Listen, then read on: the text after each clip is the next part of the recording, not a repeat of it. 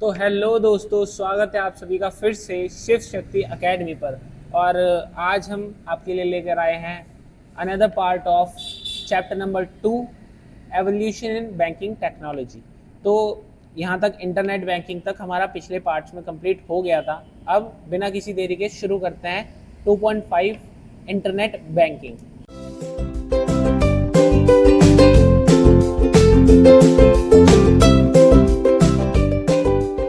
समझते हैं कि इंटरनेट बैंकिंग है क्या। तो इंटरनेट बैंकिंग वो है जब आप अपने बैंक ट्रांजैक्शन ऑनलाइन कंडक्ट करते हैं। ठीक है, अगर मैं ऊपर ऊपर से बताऊं तो आप कहीं बैंक नहीं गए, आपने चेक या फिर कोई इंस्ट्रूमेंट यूज़ नहीं करा, बस आपने क्या करा, ऐसे ही online by the mean of internet आपने अपने जो ट्रांजैक्शन थी वो कंप्लीट कर ली। ठीक है, तो इलेक्ट्रॉनिक मीन्स में मतलब तो यही था इंटरनेट बैंकिंग। ठीक है, अब यूजेस ऑफ इंटरनेट बैंकिंग क्या क्या यूज़ हो सकते हैं।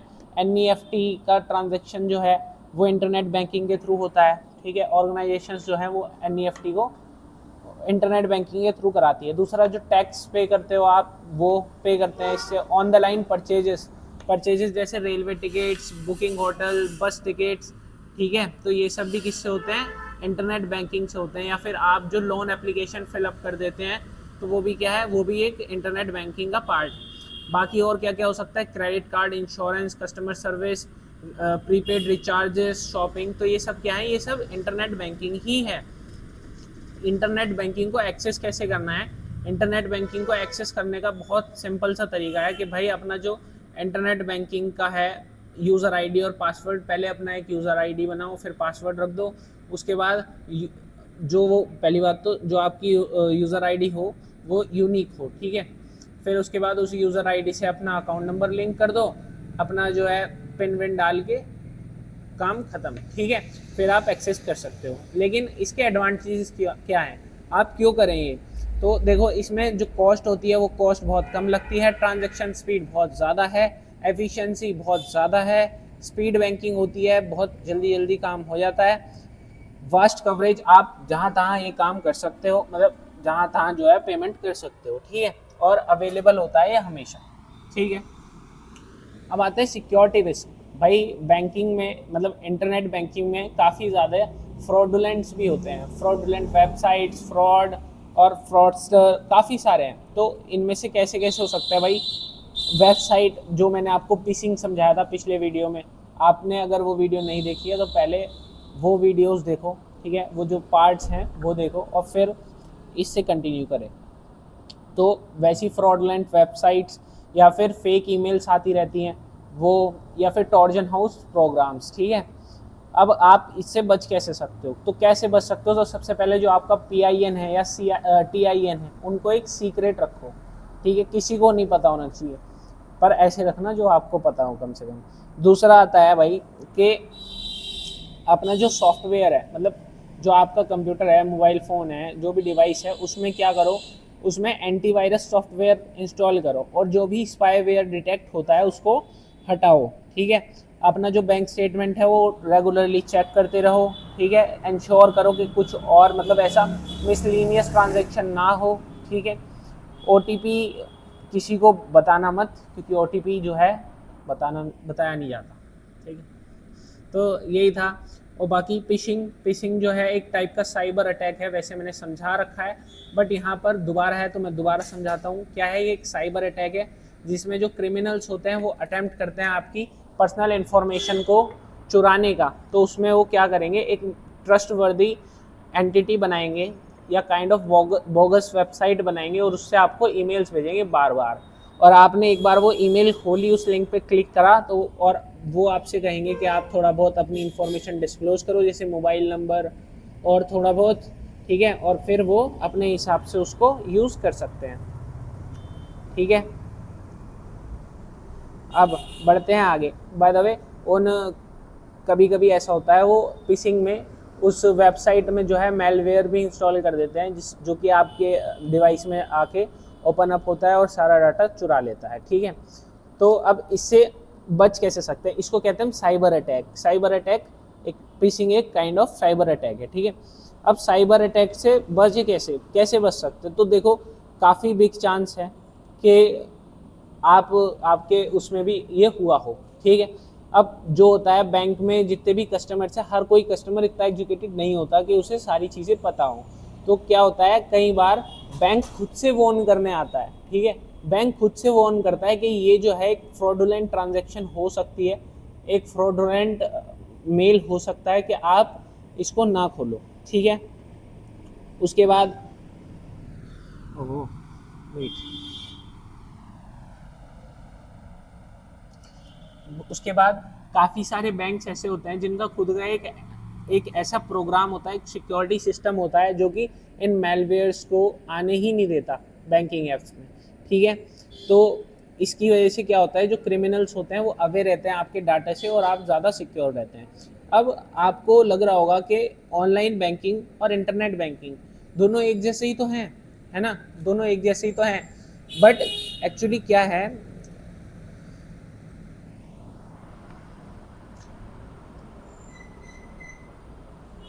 एक्चुअली है क्या, ये सेम ही है जैसे से। तो अब डिफरेंस बिटवीन ऑनलाइन बैंकिंग, यहाँ पे कट है भाई, 6 मिनट के आसपास कट है। तो अब आता है difference between online banking and internet banking. तो आपको लग रहा होगा ये तो सेम है ना, क्योंकि फीचर्स हमने पढ़े, इसके एडवांटेज डिसएडवांटेज पढ़े, सेम लगे। तो हाँ, ये बिल्कुल सेम है।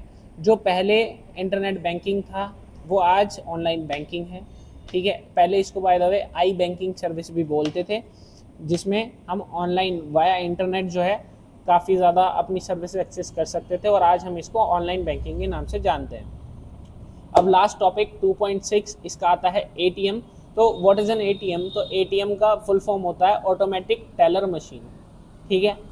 अब इसमें होता क्या है, क्योंकि हर जगह बैंक की ब्रांचेस ऑपरेट नहीं हो सकती, ठीक है, और हर टाइम टेलर होता है जो फ्रंटलाइन स्टाफ में आपका सबसे आगे बैठता है। वो आपको मतलब सारी ट्रांजैक्शन कंप्लीट करने में हेल्प करता है। चेक वो एक्सेप्ट करता है, डिपॉजिट्स आपके एक्सेप्ट करता है, पैसे जो है आपको निकाल के देता है, इन्फॉर्मेशन प्रोवाइड कराता है। तो वो टेलर है, ठीक है।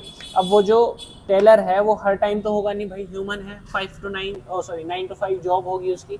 तो इसके लिए इंट्रोड्यूस हुई एटीएम्स। एटीएम्स क्या है? Automated teller machine. तो उसमें क्या होता है, टेलर को एक मशीन से रिप्लेस किया जाता है जो टेलर की जगह पे आपके जितना भी सर्विस एक्सेस करना चाहो वो आपको प्रोवाइड करा सके।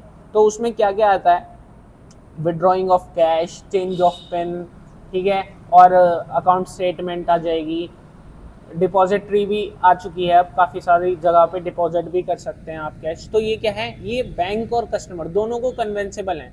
अब क्योंकि जो टेलर था वो काफ़ी लिमिटेड टाइम के लिए अवेलेबल था और हॉलीडेज में ऑफ रहता था भाई, लेकिन एटीएम क्या है, एटीएम 24/7 ऑन है और पूरे के पूरे हर टाइम ऑन रहते हैं, ठीक है। अब एटीएम लगाया क्यों हमने? तो एटीएम जो है वो काफ़ी ज़्यादा एक्यूरेट है, मतलब जो टेलर काम कर रहा था उससे जल्दी और उससे ज़्यादा एक्यूरेसी के साथ काम कर देता है, ठीक है। कस्टमर और बैंक को ऐसी फैसिलिटीज़ देता है जिससे उन्हें मतलब ये रहता है, देखो बैंक तो हर जगह हो नहीं सकता, है ना, और कस्टमर जो है वो जब बैंक जाता है तो उसको काफ़ी टाइम लगेगा। तो कस्टमर को क्या रहेगा, एकदम से जाके एटीएम से कैश कभी भी निकाल सकता है, वो कभी भी कुछ भी अपना ट्रांजैक्शन जो है कंप्लीट कर सकता है।